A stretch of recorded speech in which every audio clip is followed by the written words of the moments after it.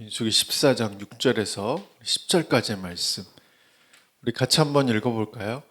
그 땅을 정탐한 자 중 눈의 아들 여호수아와 여분네 아들 갈렙이 자기들의 옷을 찢고 이스라엘 자손의 온 회중에게 말하여 이르되 우리가 두루 다니며 정탐한 땅은 심히 아름다운 땅이라 여호와께서 우리를 기뻐하시면 우리를 그 땅으로 인도하여 들이시고 그 땅을 우리에게 주시리라. 이는 과연 젖과 꿀이 흐르는 땅이니라. 다만 여호와를 거역하지는 말라.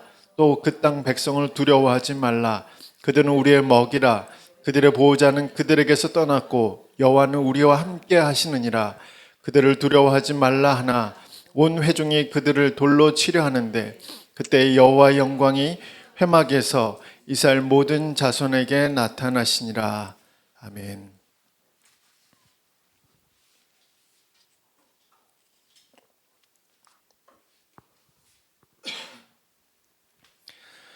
오늘은 여호와께서 우리를 기뻐하시면 이라는 제목으로 말씀을 전하겠습니다. 신앙생활을 하다 보면 때때로 믿음이 있고 없고의 차이가 정말 별 볼 일 없는 것처럼 보일 때가 있습니다. 또한 더 큰 믿음을 갖기 위해 애쓰고 노력하는 것이 아무것도 아닌 것처럼 또 느껴질 때도 있습니다. 그때 우리가 해야 할 일은 우리의 믿음의 목적이 무엇인지를 생각하는 것입니다. 우리의 믿음의 목적은 무엇일까요? 가나안 땅에 들어가는 것일까요? 아니면 하나님을 기쁘시게 하는 것일까요? 우리는 오늘 본문에서 여호수아와 갈렙이 가나안 땅 앞에서 소리 높여 부르짖으며 밤새 통곡하고 있는 이스라엘 백성들을 향해서 여호와께서 우리를 기뻐하시면 문제될 것이 없다라고 말하고 있습니다. 문제는 하나님이 기뻐하시는 믿음이 우리에게 없는 것이 문제이지 가나안 땅의 거인들과 또 그 성의 견고함들이 문제일 수 없다는 얘기를 하고 있습니다. 이런 관점에서 본다면 믿음이 있는 것이 중요하죠.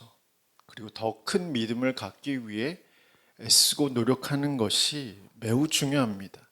왜냐하면 우리에게 필요한 것은 다른 어떤 것이 아니라 하나님이 기뻐하시는 믿음을 소유하는 것이기 때문에 그렇습니다.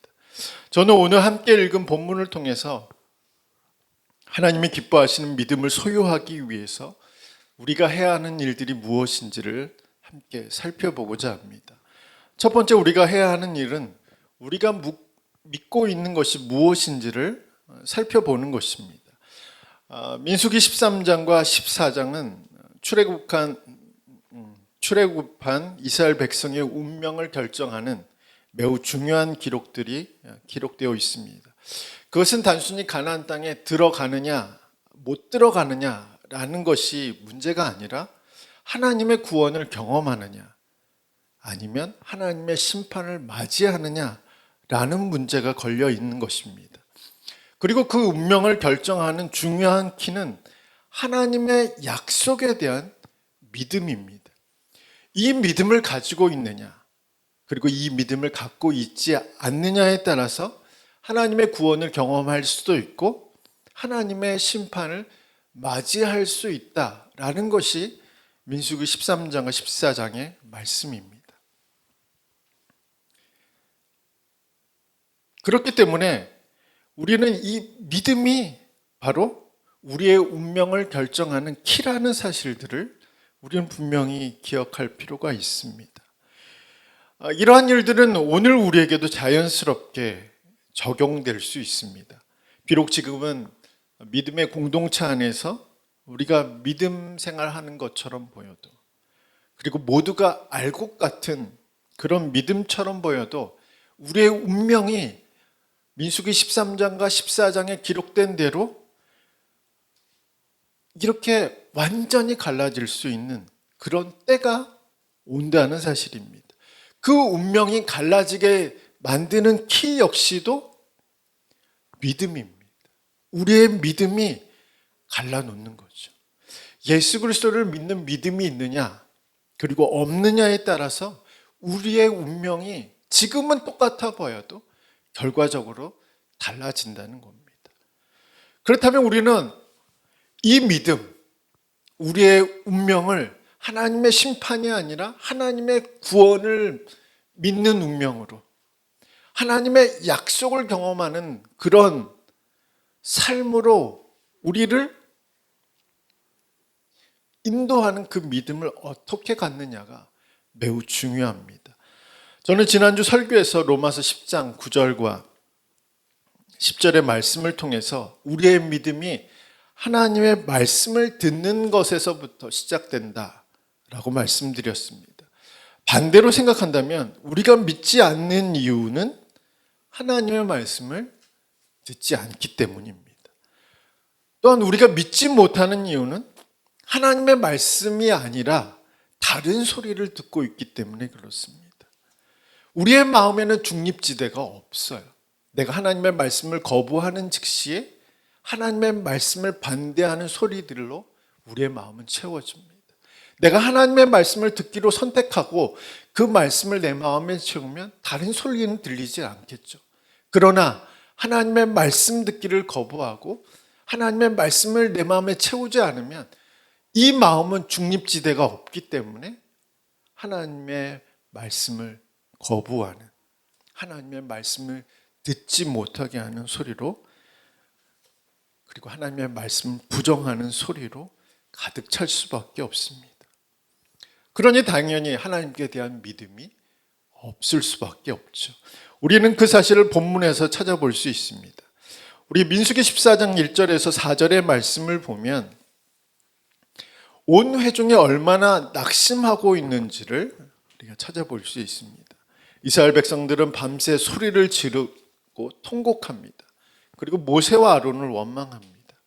그리고 하나님이 자신들을 이곳으로 인도하셔서 죽게 하셨다라고 말하면서 새로운 지휘관을 세워서 다시 애굽으로 돌아가야 한다라고 말하고 있습니다. 백성들이 이렇게 반응하고 있던 이유는 무엇일까요? 그 이유는 10명의 정탐꾼들의 부정적인 보고를 들었기 때문에 그렇습니다. 그들은 하나님의 말씀을 듣기보다는, 하나님의 약속을 기억하기보다는 하나님이 아브라함과 이삭과 그리고 야곱에 통해서 약속하신 그 약속을 끊임없이 되새기기보다는 10명의 정탐꾼들의 부정적인 보고를 듣고 그것이 자신들의 현실이라고 생각하게 되었습니다. 그 결과 어떤 일들이 발생했습니까? 지금까지 보여줬던 하나님의 구원의 역사, 그리고 하나님의 인도하심에 대한 그들의 믿음이 사라졌습니다. 현재 들려오는 부정적인 소리로 인해서 그들은 장차 하나님께서 이루시겠다고 약속하신 그 모든 것들도 모두 사탄에게 빼앗겨 버렸습니다. 그리고 미리 염려하고 두려워하게 되는 상황을 맞이하게 됐습니다. 부정적인 보고를 듣고 크게 낙심했던 이스라엘 백성들을 보면서 오늘 우리는, 그리고 나는 무엇을 보고 있는지, 그리고 듣고 있는지 잘 생각해 보아야 합니다. 왜냐하면 우리가 자주 보고 있는 것, 우리가 자주 듣고 있는 것이 우리의 생각과 우리의 감정에 변화를 주고 결국 우리의 믿음을 결정하게 만드는 계기를 만들기 때문에 그렇습니다. 물론 안 보고 안 듣고 살 수는 없습니다. 하지만 내가 지금 듣고 있는 것이 나의 인생을 결정하고 나의 운명을 결정하는 것이라면, 내가 지금 보고 있는 것이 나의 인생의 방향을 결정하고 나의 영원한 운명을 결정할 수 있는 계기를 만드는 것이라면, 우리는 지금 내가 보고 있는 것, 지금 내가 듣고 있는 것을 철저하게 점검할 수밖에 없습니다. 그것이 보이지 않기 때문에, 그것이 깨달아지지 않기 때문에 그대로 방치하고 있는 것이지, 만약 우리가 이것을 현실로 받아들인다면, 그리고 미래에 일어날 일들에 대해서 우리가 미리 예방하는 차원에서 내가 보고 있는 것, 내가 듣고 있는 것을 철저하게 점검하게 된다면 우리의 인생, 우리의 운명은 달라질 수밖에 없겠죠. 특히 우리의 인생을 판단하실 하나님 앞에서 결정될 영원한 운명을 우리가 잊지 않고 살아간다면 우리의 믿음을 흔들고 있는 것들, 우리의 믿음을 송두리째 뽑아버리는 그것들을 그대로 둘 수는 없다는 사실입니다. 우리가 하나님이 기뻐하시는 믿음을 소유하기 위해서 가장 먼저 우리가 해야 하는 일들은 무엇일까요? 그것은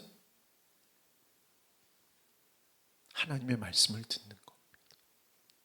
내 마음을 하나님의 말씀으로 채우는 겁니다. 그것이 하나님이 기뻐하시는 믿음을 갖는 비결입니다.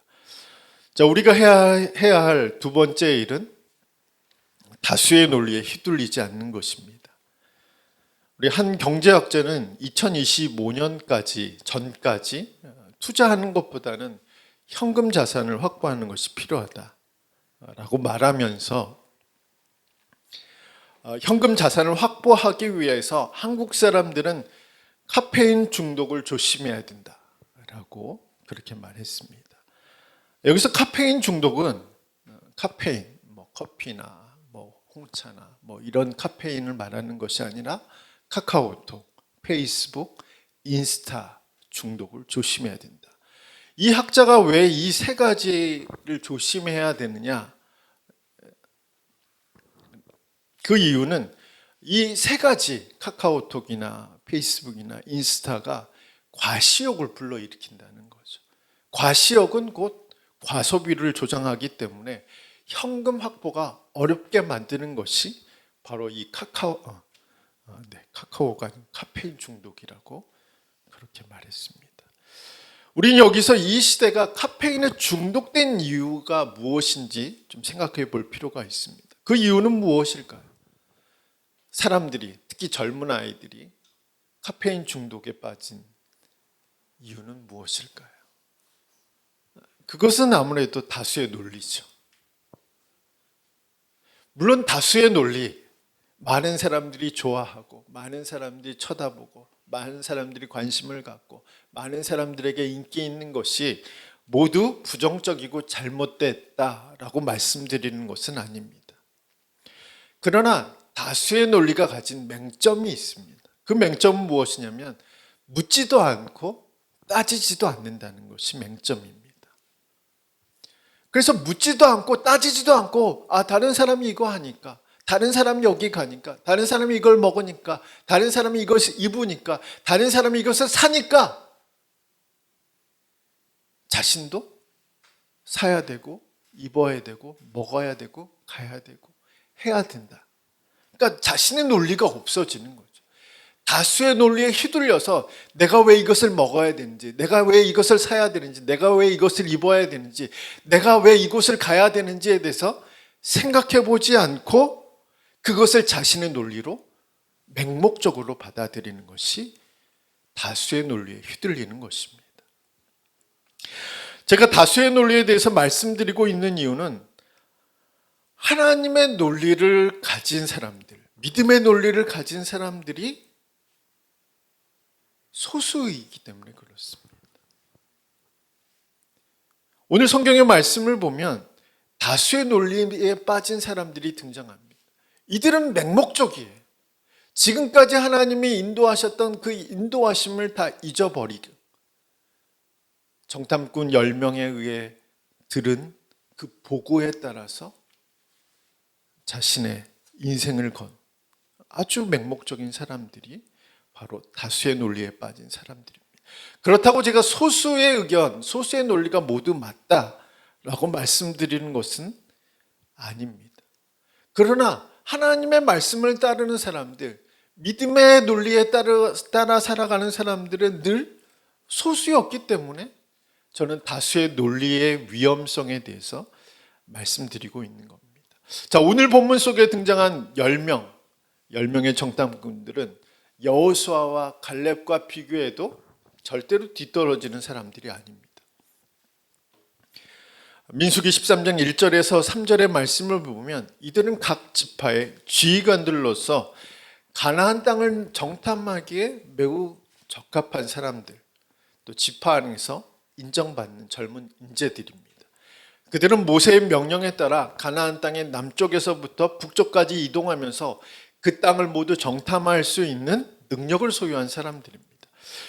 그런 사람들이 그 땅을 악평하자, 그리고 거주민들과 이스라엘 백성들을 비교하면서 가나안 땅을 점령하지 못할 땅이라고 보고하자 온 백성들이 그들의 논리에 그리고 그들의 의견을 따르기 시작했습니다.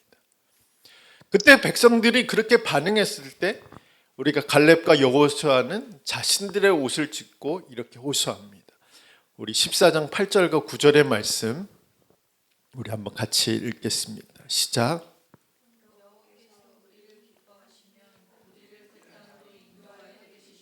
그 땅을 우리에게 주시리라. 이는 과연 젖과 꿀이 흐르는 땅이니라. 다만 여호와를 거역하지는 말라. 또 그 땅 백성을 두려워하지 말라. 그들은 우리의 먹이라. 그들의 보호자는 그들에게서 떠났고 여호와는 우리와 함께 하시느니라. 그들을 두려워하지 말라 하나. 자, 8절과 9절의 말씀을 보면 갈렙과 여호수아는 그 땅이 문제가 아니라는 거죠. 그 땅에 살고 있는 거주민들이 문제가 아니라 하나님이 기뻐하시는 믿음이 있느냐, 하나님의 뜻에 순종할 믿음이 있느냐, 그것에 따라서 우리가 그 땅을 차지할 수도 있고 차지하지 못할 수 있다라고 말합니다. 우리는 여기서 갈렙과 여호수아가 말하고 있는 이 말 속에서 이들의 믿음의 논리에 따라서 이 말을 하고 있다는 사실들을 알 수 있습니다. 어떤 논리이냐면 그것은 하나님의 약속이 어떤 환경보다 또 상황보다 더 크기 때문에 그 약속은 변하지 않는다는 논리입니다.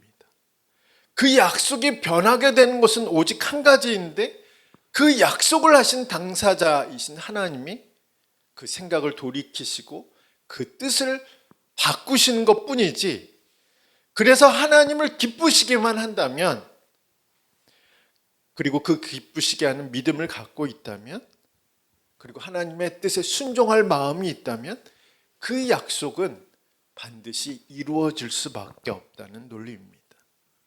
이게 바로 어떻게 보면 소수의 논리이죠. 맹목적인 믿음을 가지고 있는 것이 아니라 바로 하나님이 그 땅보다 크시다. 약속하신 분은 하나님이시기 때문에 하나님을 기쁘시게 하는 믿음만 가지고 있다면 그 땅을 주시는 분은 바로 우리가 점령해서 얻는 땅이 아니라 약속하신 하나님이 주실 수 있는 땅이라고 그 믿음의 논리를 가지고 있습니다. 그런데 이런 믿음의 논리를 침묵하게 만드는 것이 있습니다. 이런 신앙의 논리를 사라지게 만드는 것이 있습니다. 바로 다수의 논리에 휘둘리는 사람들입니다. 갈렙과 여호수아의 발언에 대해서 이스라엘 백성들의 반응은 어떻습니까? 10절의 말씀을 14장 10절입니다. 시작. 온 회중이 그들을 돌로 치려 하는데 그때 여호와의 영광이 회막에서 이스라엘 모든 자손에게 나타나시니라. 자, 10절의 말씀을 보면 갈렙과 여호수아의 의견에 대해서 이스라엘 백성들은 어떻게 반응했을까요? 소수를 죽이려고 했습니다. 진리를 따르는 사람들을 핍박하려고 했습니다. 자신들의 논리를 반대했기 때문에 그들을 돌로 쳐서 죽이려고 했습니다. 이처럼 다수의 논리에 빠지게 되면 맹목적인 믿음을 갖게 됩니다. 맹목적인 믿음의 결과는 진리를 거부하는 겁니다. 진리를 축소하는 겁니다. 진리를 훼손하는 겁니다. 무조건 믿음이 좋다라고 말할 수는 없다는 사실이죠. 무턱대고 믿는 그것은 바로 우리가 믿는 진리를 거부할 수도 있고 축소할 수도 있고 왜곡할 수도 있습니다. 다수의 논리에 빠지면 또 어떤 모습들이 나타날까요? 사람이 보이죠. 하나님이 보이지 않습니다. 환경만 보입니다. 사람을 통해 말씀하시고 사람을 통해서 일하시고 환경과 상황을 지배하는 하나님은 다수의 논리 안에서는 보이지 않습니다. 우리는 마태복음 7장 13절에서 14절의 말씀을 보면 예수님의 말씀 안에서 다수의 논리를 따르는 사람들이 많다라는 예수님의 말씀에 우리는 주목할 필요가 있습니다. 그러니까 믿음의 논리, 좁은 문, 좁은 길로 가는 사람들은 매우 적다. 그러나 넓은 문으로 향하는 사람들은 너무나 많다라는 예수님의 말씀을 기억할 필요가 있습니다. 다수의 논리에 빠지지 않고 믿음의 논리, 신앙의 논리에 따라 살아가는 사람들이 그렇게 많지 않다라는 사실들을 예수님은 말씀하고 있습니다. 우리는 그 사실들, 다수의 논리에 빠지지 않고 믿음을 따라, 진리를 따라 하나님의 약속을 신뢰하는 사람들이 숫자상으로도 확연하게 보여주고 있는 것이 본문 말씀입니다. 자, 본문의 내용의 시작을 보면 10대 2의 10명 대 2명의 대결 구도가 형성됩니다. 10명의 정탐꾼 그리고 갈렙과 여호수아. 근데 이 10명의 논리를 따라가는 사람들이 점차 확대되고 있습니다. 그래서 결국 이 구도는 10대 2의 구도가 아니라 60만 3,548명 대 2명이라는 대결 구도가 형성됩니다. 자, 60만 3,548명은 어떻게 나온 숫자일까요? 민수기 1장에 기록된 민수기 1장을 보면 전쟁에 나갈 만한 20세 이상의 장정의 수를 기록하고 있습니다. 이 장정의 수가 60만 3,550명입니다. 그러니까 20세 이상. 여기서 갈렙과 여호수아를 제외하면 60만 3,548명이 됩니다. 왜 이 대결 구도가 이렇게 나왔을까요? 이 60만 3,548명이 다 죽었기 때문에 그렇습니다. 가나안 땅을 들어가기 전에 모두 다수의 논리에 휘둘려서 광야에서 다 죽었습니다. 남자만 이야기해요. 여자까지 포함하면 어떻게 될까요? 출애굽 1세대가 다 죽었어요. 광야에서. 악평하고 불평하고 원망하고 다수의 논리에 휘둘려서 그들의 말에 맹목적인 믿음을 가지고 반응했던 사람들 전부 다 죽었어요. 다수가 다 죽은 거예요. 2명만 제외하고. 여성까지 포함하면 100만 대 2명이라는 거죠.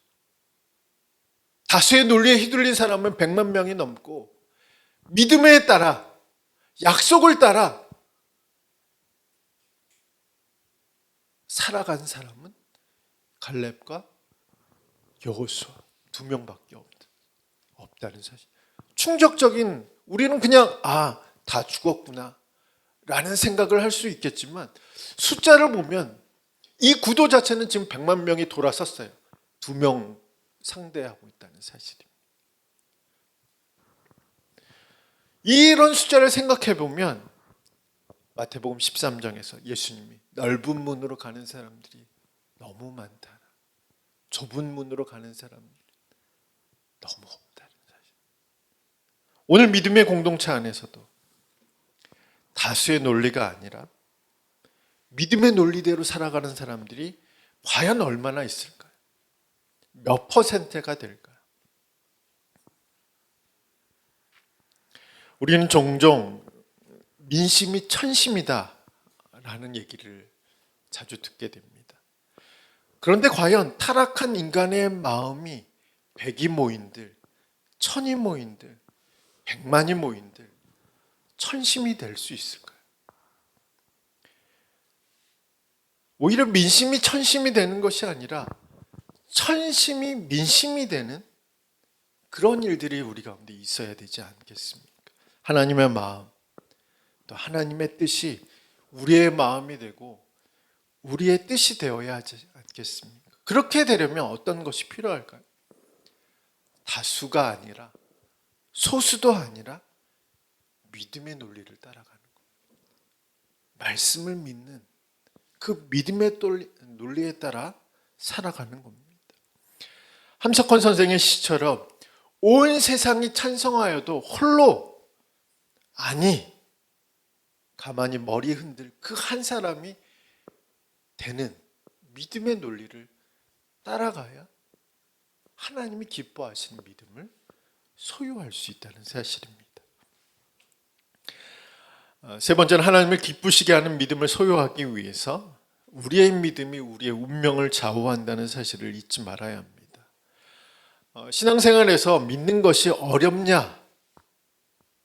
라는 말을 할 수 있겠지만 믿는 것만큼 어려운 것도 사실 없습니다. 왜냐하면 지금은 몰라요. 그러나 앞으로 우리가 무엇을 믿느냐, 우리가 어떻게 믿느냐에 따라서 우리의 운명이 달라지기 때문에 그렇습니다.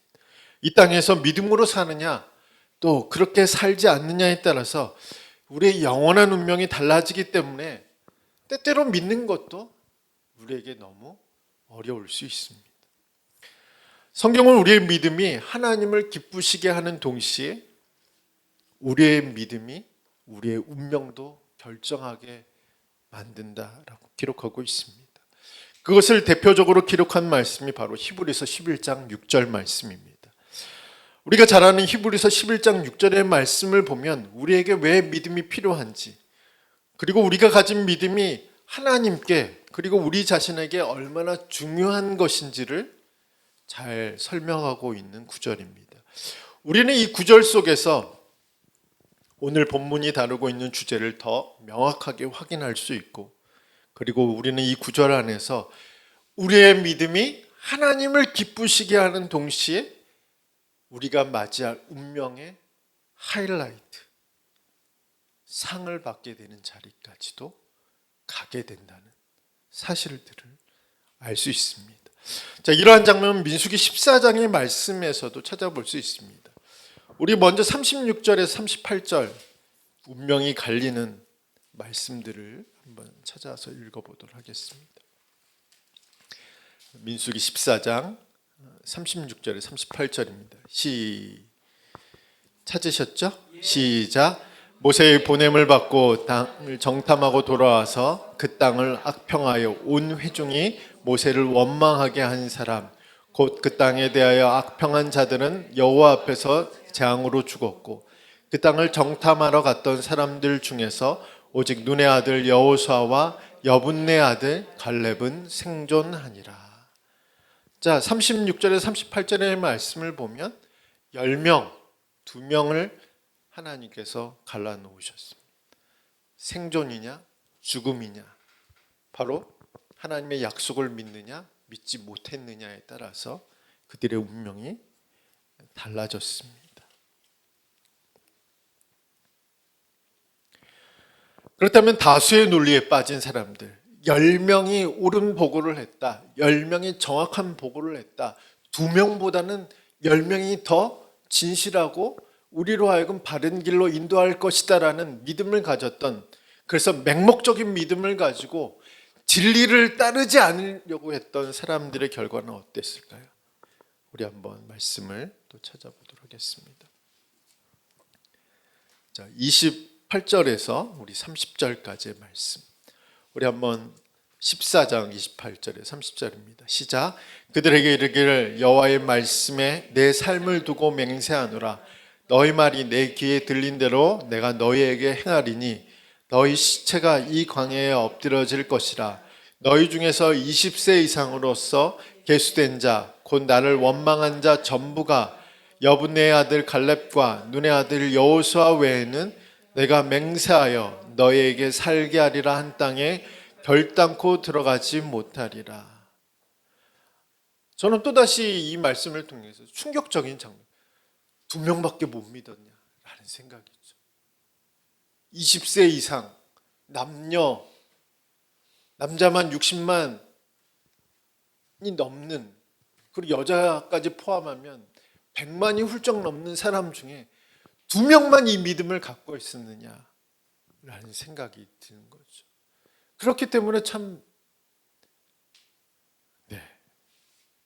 믿는 사람이 참 가치 있고 귀중하다라는 생각이 들면서도 참 안타까운 장면이기도 합니다.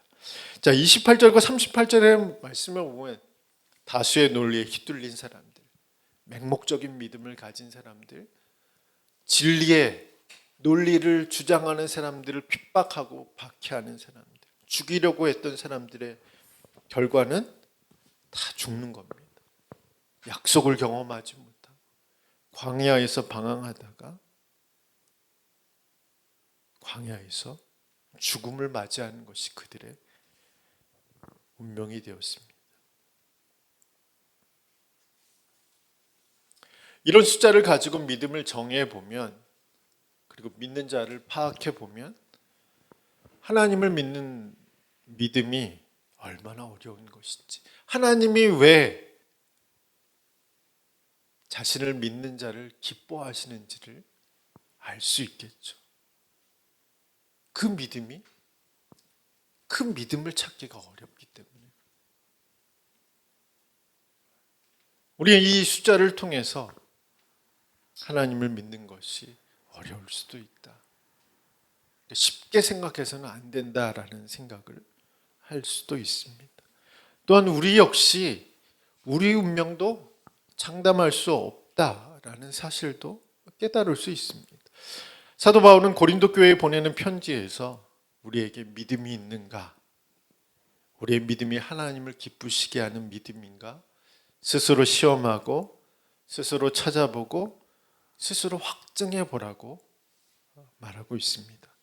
그러니까 스스로 시험하고 스스로 찾아보고 스스로 확증하지 않으면 우리의 운명도 광야에서 죽은 자들의 운명과 다르다고 누가 보장할 수 있습니까? 저는 믿음의 공동체 안에 구원과 관련돼서 종종 제가 들었던 비유이긴 한데 네 종류의 사람이 있다라고 생각합니다.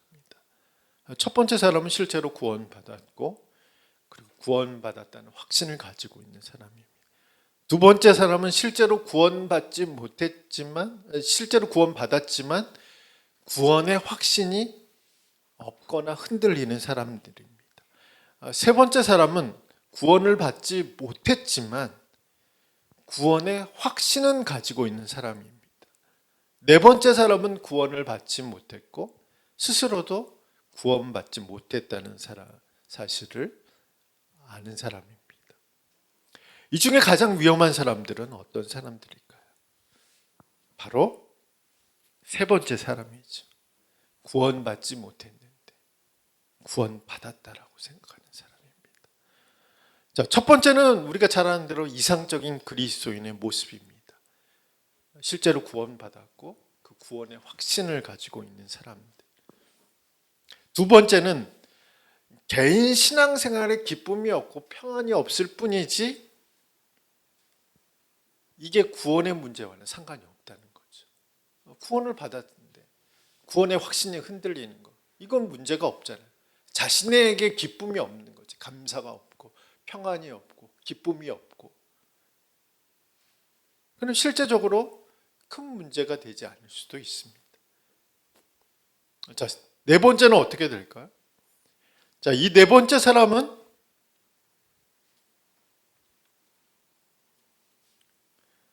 자신이 믿음이 없다는 것을 알아요. 자신이 구원받지 못했다는 사실도 알아요. 그래서 이 사람에게는 기회의 가능성이 존재합니다.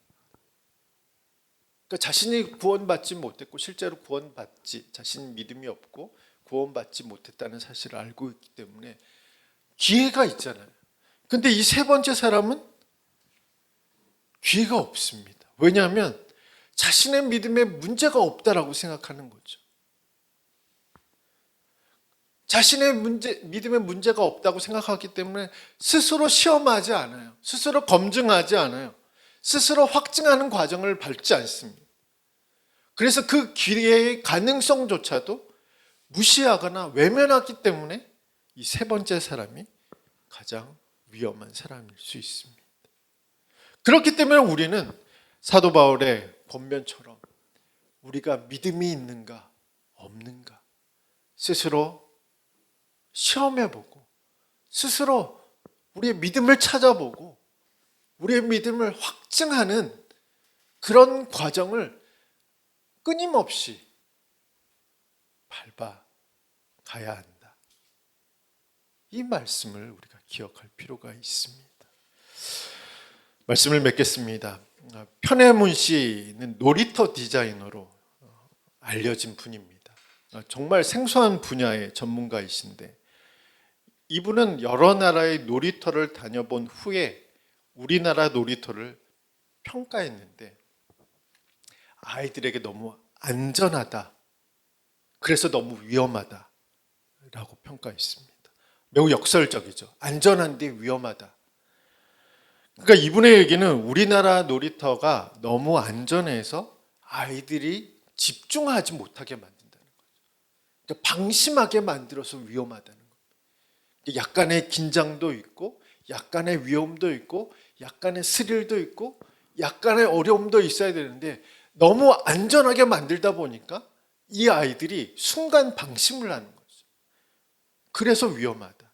두 번째는 우리나라 놀이터가 위험한 이유는 너무 안전하니까 놀이기구의 용도와 기능에 맞지 않게 이 아이들이 이 기구를 사용하기 때문에 위험하다는 거죠.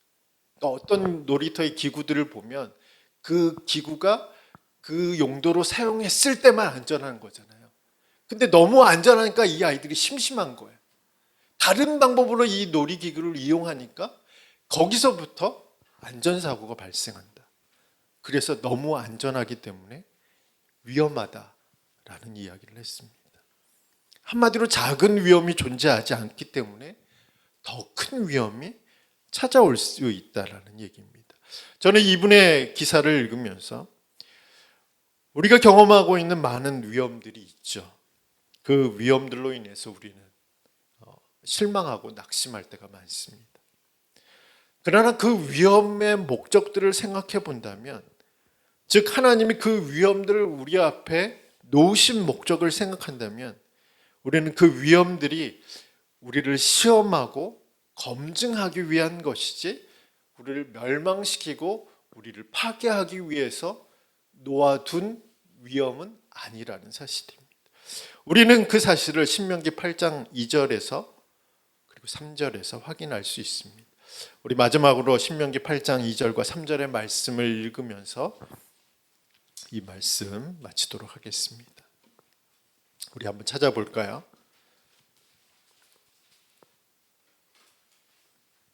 자, 8장 2절 3절입니다. 신명기 8장 2절 3절. 구약 성경으로는 274페이지입니다. 자, 읽겠습니다. 내 하나님 여호와께서 이 40년 동안에 내게 광야 길을 걷게 하신 것을 기억하라. 이는 너를 낮추시며 너를 시험하사 내 마음이 어떠한지 그 명령을 지키는지 지키지 않는지 알려 하심이라. 너를 낮추시며 너를 줄이게 하시며 또 너도 알지 못하며 내 조상들도 알지 못하던 만나를 내게 먹이신 것은 사람이 떡으로만 사는 것이 아니요 여호와 입에서 나오는 모든 말씀으로 사는 줄을 내가 알게 하려 하심이니라. 아멘. 이 말씀, 가나안 땅은 약속의 땅이면서 이스라엘 백성들을 시험하는 땅이기도 합니다. 그 시험을 통해서 하나님이 원하시는 것은 하나님이 기뻐하시는 믿음을 갖는 겁니다.